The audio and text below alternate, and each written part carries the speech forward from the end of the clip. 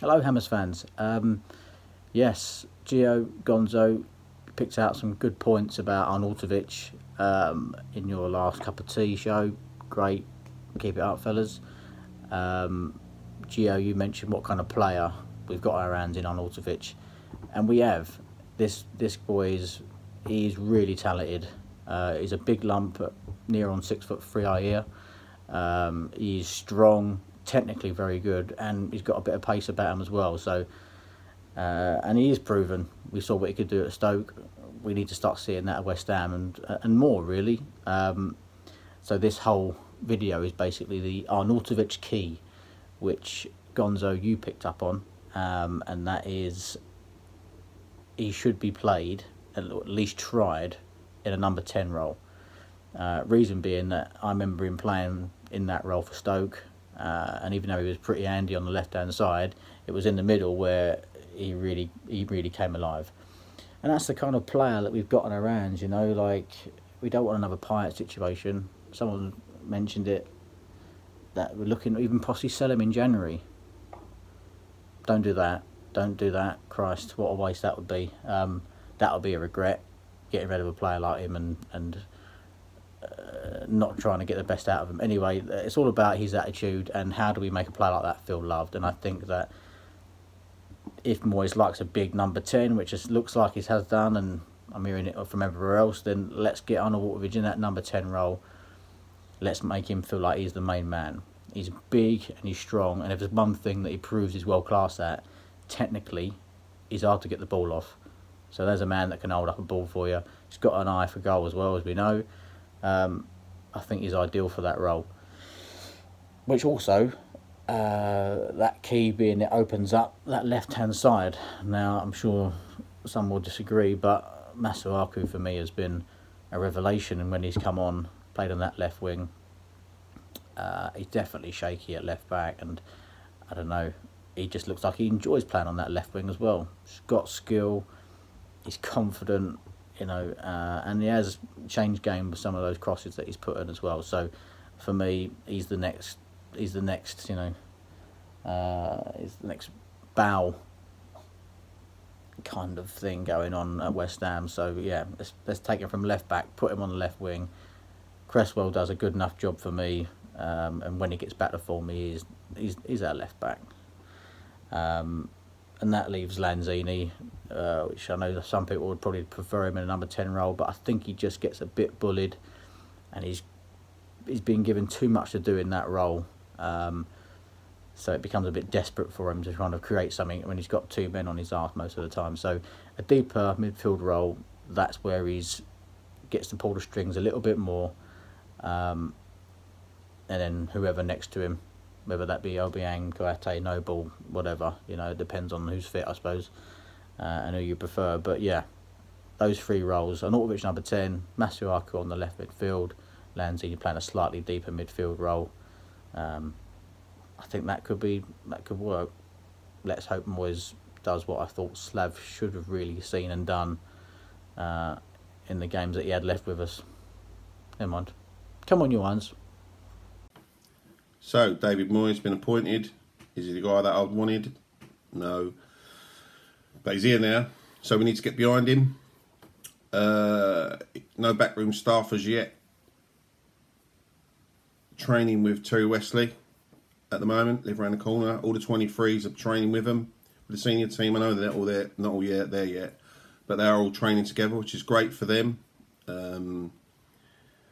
because it gives them a chance to have a look at them as well. And hopefully he brings some of them forward into the first team. Do I think that they wanted him? No. Will he get a full-time contract? No. Doesn't matter what he does for the rest of the season. I truly believe that they want Rafa. That's who they want. They wanted him before they got Bilic, but they didn't get him. So, and he's, as far as I'm aware, he's not signed a new contract. So I believe that at the end of the season, they'll go in for him, get him, and he'll be the man that they want. Do I like Rafa? Yeah, I do. I think he's done well in the past. Very good manager. Very good man manager from what I understand. Yeah, so, but we need to get behind Moyes. It's, you know, I know he's not the one we wanted, but we need to get behind him. And from his interview, he said a lot of good things, you know. He's talking about the youth. Is it just, you know, is it just waffle? We'll soon see. He's saying a lot of good things about bringing the youth in. I love the bit around if you don't train properly, you don't play. And I would say, if that's the case, then you've got to do it, back it up. The minute, you know, that Bilic, I loved him, but that was his downfall. He was too friendly with the players, and it's cost him his job. You know, they've got to look at themselves, and actually they've cost that man his job. Did he deserve that? No, he didn't. But if he wasn't going to be strong enough and let them take liberties with him, then unfortunately we're in the position we're in now. So they're going to have to sell to give him some money. Arnautovic this morning, it's being said that they're going to get rid of him. I don't know. I'd give him a chance under Moyes. Moyes might be able to bring the best out of him. I already saw him on the training ground that he's dealing, he's doing one-to-one with some of the players, which is great. If we get the Moyes from Everton, he done a great job at Everton. Great job, top 7, all the time. Yeah, if we get that David Moyes, and he's got a point to prove as well, because he's got a point to prove. He's had 2 really bad years, so he's got a point to prove that he's still a great manager.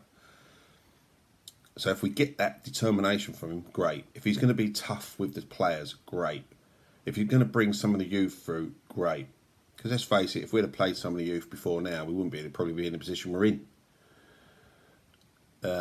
Yeah, so get behind him, is all I'd say. Get behind him. He's got a tough set of games coming up, which is unfortunate for him, but let's see what he can do. If he can get them working as a team, fit would be the big one.